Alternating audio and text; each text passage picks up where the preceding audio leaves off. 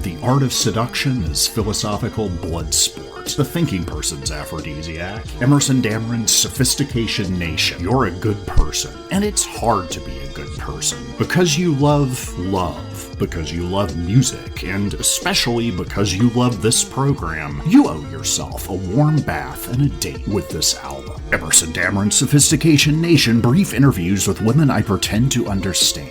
April 4th on all major platforms.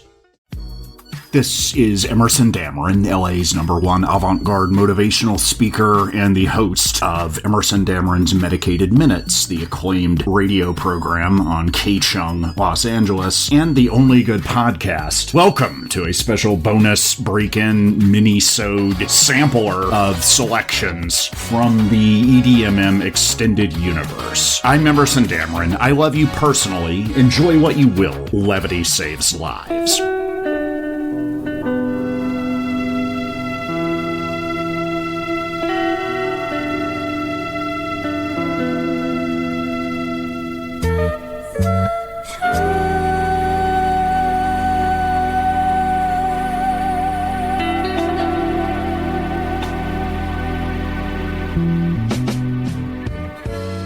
I probably don't need to tell you this, but you have an incredible sense of style. Yeah, I gotta know more about it. Anybody with a killer sense of style and aesthetics, yeah, you got my attention right away.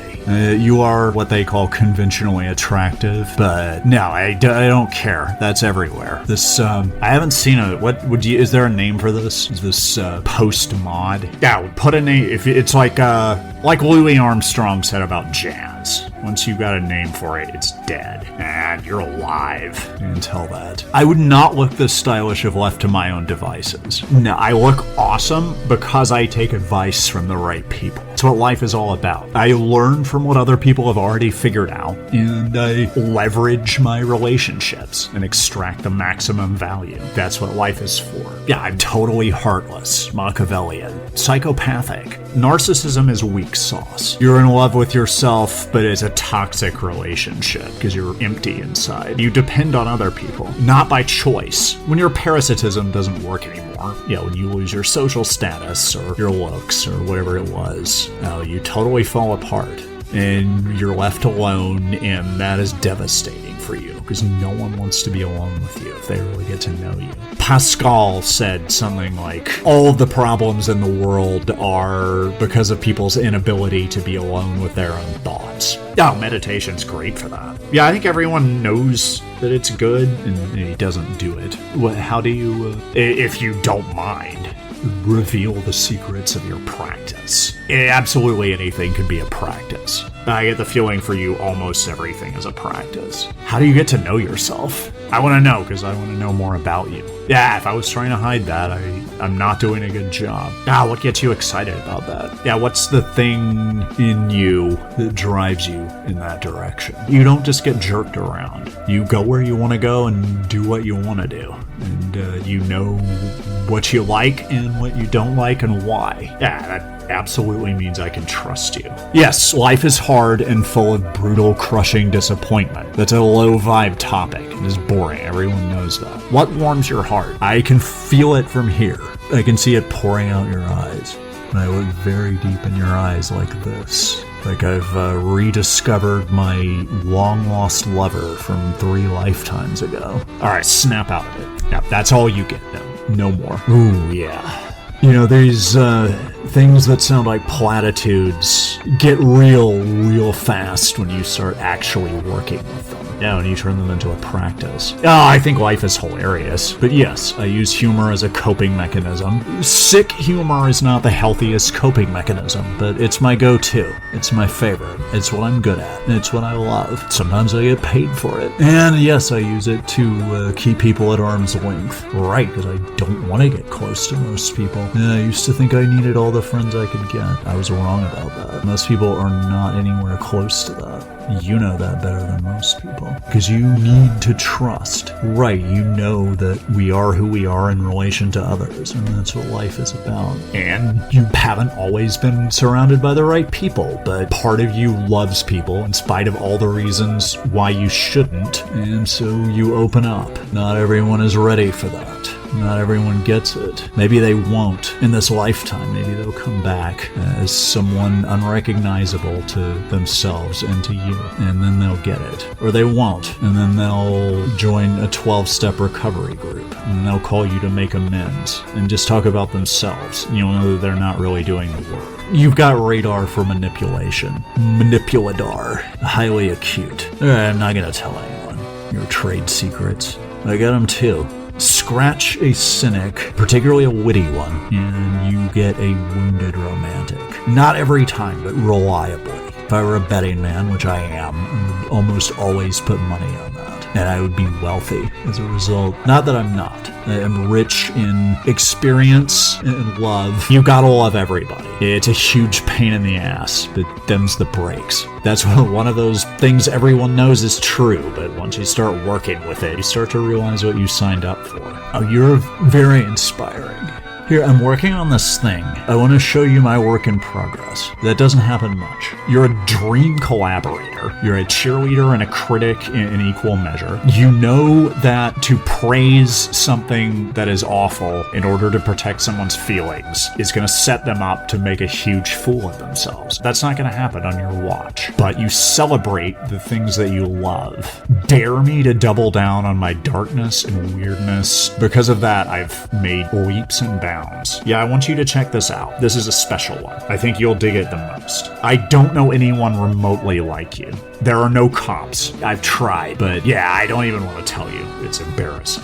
It's been a very slow burn. You like it like that, don't you?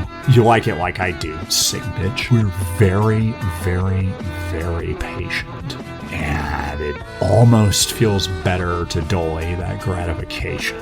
But not, because nothing feels as good as when our lips meet and our tongues start dancing. And that slow burn just explodes. Ball of fire takes out 3 city blocks. And people are grateful to us because we make their lives interesting. It's impossible to be bored when you're around. And yeah, there's a almost, I don't want to say traditional, but yeah, there's this deeply, I don't want to say feminine, but that's close. Yeah, there's this extremely courageous vulnerability. Might get you a medal for your birthday, but not this next one, because you'll forget I brought it up and then it'll be a surprise. And I don't care if you don't like surprises. I do. I like surprising you. You look cute when you're confused.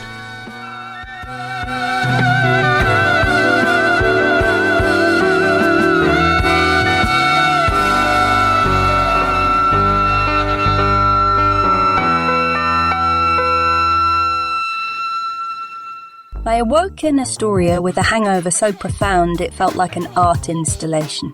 Something bleak, pretentious and vaguely misogynistic displayed in an abandoned warehouse, curated by a man in a turtleneck who had most certainly fingered me poorly once and then critiqued my reading habits. The sort of thing that would be reviewed in Art Forum as an unflinching interrogation of female suffering while the Prosecco-drenched corpse of my dignity lay in the corner. My last clear memory involved a bottle of Prosecco, always the fucking Prosecco, and a Ukrainian bartender with war in his eyes, one of several he'd fought in recently, most of them just for fun, and an Adam's apple that jutted out like a monument. The next thing I knew, I was in what I presumed to be his apartment. The walls were covered in oil paintings, all depicting the same woman screaming, her face twisted in ecstasy or agony. The distinction, like my own moral compass, had long since dissolved in light. The gas heater hissed like a snake whose family you wronged in a past life. He sat across from me, rolling a cigarette with the precision of a man who had been incarcerated or loved badly or both. 50-something, with cheekbones sharp enough to open mail, eyes like a wolf that had gleefully devoured a poet, and kept his soul. He watched me. Not like a man who wanted to fuck me, like a man who wanted to carve me into a series of small statues and enter them in the Venice Biennale. We never spoke of love. We barely spoke at all. His hands delivered his manifesto, bruising, insistent, a dialectic of force and surrender. He made me feel like raw material, ready to be sculpted. when he slapped me just once across the face. It was so theatrical, so deliberate, I half expected a gallery opening to break out around us. "There she is," he whispered afterward, like my face had finally collapsed into its ideal composition. It was exquisite. I felt chosen, elevated. The pain was transcendence, something Catholic, something primal, humiliation. That was for lesser women. I was the patron saint of aesthetic suffering, and every last morsel of it was sustained with my enthusiastic consent, if not pleading desperation. He had a theory, of course. They always do. Pain purifies. Desire debases and thus reveals. Art emerges from the collision of shame and pleasure. He believed men should push limits, women should survive them. Not because he hated us. Oh no, quite the opposite. He revered us as one reveres nature. Beautiful, destructive, amoral. The greatest thing a man could do, he implied in his cigarette silences, was witness a woman survive him. Then there was Ricky. Ricky with the chin-strap beard. Ricky with the self-produced mixtapes Astoria Slaps Volume 3. Ricky, who fused throat singing with rather slipshod trap beats, producing a sound that evoked both a garroted hippo and a demonic dial-up modem trying to connect to the spirit of murmur. He wore tracksuits in the colours of chemical spills. He spoke exclusively in record scratch aphorisms. He worshipped Gangsta Pat with a fervour that suggested he had seen the Virgin Mary in a Memphis strip club, or at least found some real ecstasy. His other touchstone was Arrington D. Dioniso, an artist he'd discovered while high on airbrush propellant, whom he spoke of with the reverence others reserved for Chekhov or shoot from the hip-era Sophie Ellis-Bextor. "You, deadass. Helena, you vibe different," he told me on our third date. You got that old money energy, like Downton Abbey, but you suck dick. Your accent makes me hard on like a spiritual level. You look like you teach yoga to MILFs, but low-key you a freak. You ever been choked out while listening to Gangsta Pat? It'll change your life. Reader, I stayed. I mean, who else was going to convince him the plural of MILF is mills? Yeah! And so my soul became a diptych. Ricky by day, recording Trap Throat Fusion in his cousin's basement. The artist by night, carving free verse into my collarbone with his teeth as the screaming women on the walls besottedly bore witness. One dragged me through the sublime while quoting Xenophon. The other dragged me to the Athens Grill and Sports Bar at 3 a.m. I oscillated between these poles of masculinity. Ricky, who once rhymed Balenciaga with Guantanamo, and the artist who locked me in his bathroom for 3 hours because I had to learn patience, eventually offering me a so-called swirly, which I accepted just to feel something cold in this case. At any rate, then came the performance. Ricky had a show. A dive bar in Queens, sticky floors, a bouncer who looked like he had been cut from a Bond film for being too emotionally available. The artist agreed to come with the air of a man bearing witness to war crimes. He wore black, as always. He barely spoke, as always. He gave me several orgasms purely through eye contact. As always, Ricky took the stage. His opening track was called Swallow Pride, Throat Goat, slight return, combining mumble rap and what I can only describe as eldritch chanting from a purgatory for disobedient in television consoles. It sounded like an exorcism performed by a demon with a sound cloud and a deservedly failing line of graphic t-shirts. Serving big dicks is what you do. Swallow pride, swallow my groove. Sluts love real men, sluts serve right. Open your legs, keep it tight. Dick is king, that's the deal. Take this load, that's real. The crowd turned hostile. A man near the pool table shouted, "Turn that shit off!" Ricky ignored him, transitioning into an interpolation of gin and juice. I glanced at the artist, expecting disdain. Instead, he was laughing. Real, full-body laughter. He looked human. I loved him then. Not for his violence, not for his darkness, but because he could see the absurdity. He could see art where others saw madness. After the set, Ricky bounded over, drenched in sweat, eyes wild. Yo, that was historic, right? The artist leaned in, his voice low, grave. You are the future of sound. 15 minutes later, Ricky knew all about the nurse with wound list, the continuing relevance of Mayo Thompson and Harry Parch, and how the artist plans to rebrand the entire concept of outsider art, starting with Ricky himself. As Ricky beamed, I felt something inside me crack. Dignity, maybe, or the last fragile link to my baseline concept of normalcy. Or perhaps it was just the logical endpoint of desire, trapped between a sadist and a SoundCloud shaman in a borough named for Catherine of Braganza that I barely tolerated. Later that night, the artist made love to me differently, tenderly. He traced the bruises he had given me like a cartographer of my suffering. You don't have to stay, he murmured. But, of course, I did. Because I deserved it all. The bitch slaps and the knee slaps, the poetry and the mumble rap, the bruises for which I so enthusiastically cruised, and the mixtapes I was too embarrassed to chuck in the bin. Was it degrading, perhaps? Deranged? Almost certainly. But was it glamorous? Absolutely. If I could bring glamour to Queens, I could do anything. Besides, I had learned things. A power, men and Tuvan throat rap that would absolutely get me arrested in Europe someday. If I'm lucky.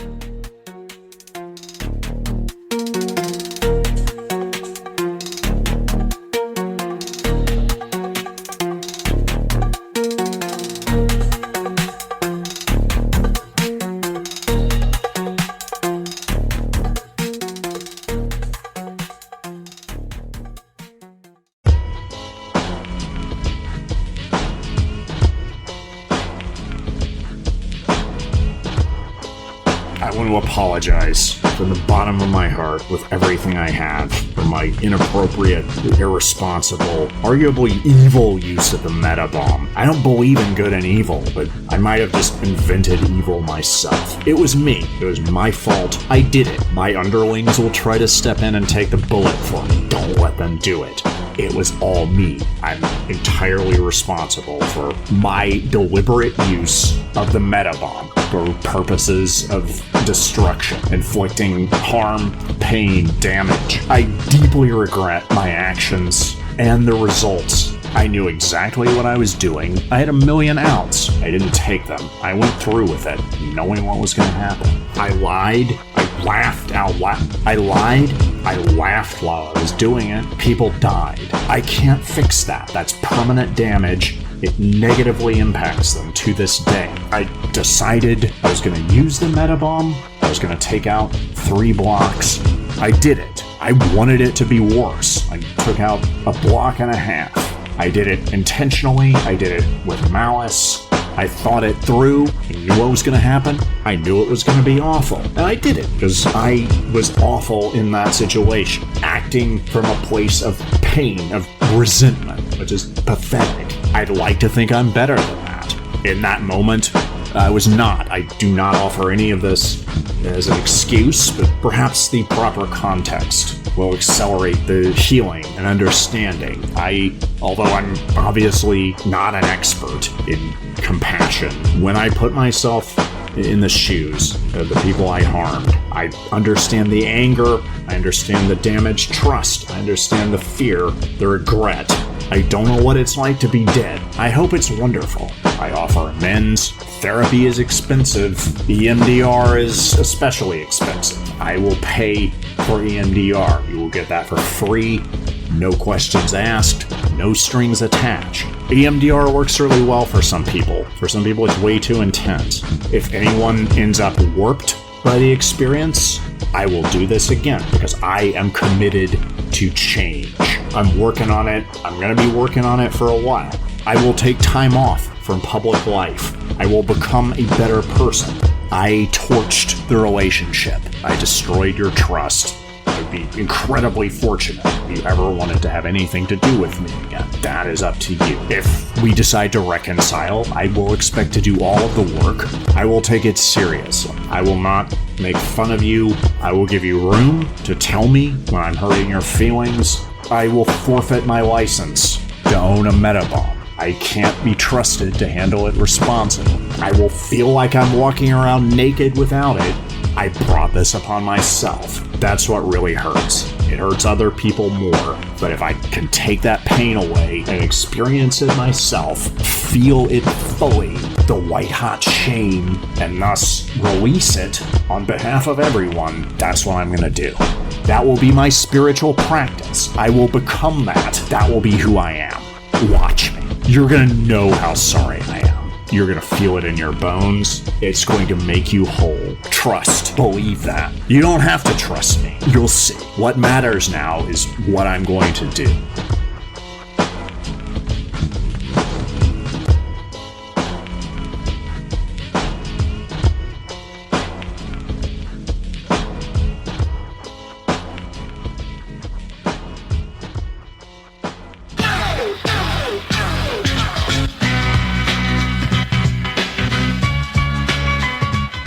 You've been listening to a special presentation of Emerson Dameron's Medicated Minutes, a sampler of coming attractions in the EDMM Extended Universe, starting with We Are Who We Are in Relation to Others, which is from Emerson Dameron's Sophistication Nation, brief interviews with women I pretend to understand, hitting all major music platforms on April 4th. Following that, we heard Helena the Brit and the Astoria Love Triangle, off of the audio recording of the same name, which is available on March 28th on all major platforms, and an apology for the ill-advised use of the Metabomb. That's from Emerson Dameron's Metabomb, which is available on all major platforms currently. This has been a special presentation of Emerson Dameron's Medicated Minutes. I hope it's been as special for you as it has been for me. I'm Emerson Dameron. I love you personally. Levity saves lives. Emerson Dameron's Medicated Minutes is LA's #1 avant-garde personal development program. New episodes premiere 7 o'clock Pacific Time, first Wednesday of the month on KCHUNG Los Angeles, kchungradio.org, 1630 a.m. If you happen to be in a very fortunate geographical area of Chinatown, downtown, a little bit of Echo Park, maybe on the other side of some mysterious wormhole, and are thereafter archived as episodes of the only good podcast at medicated-minutes.com. Thank you for everything.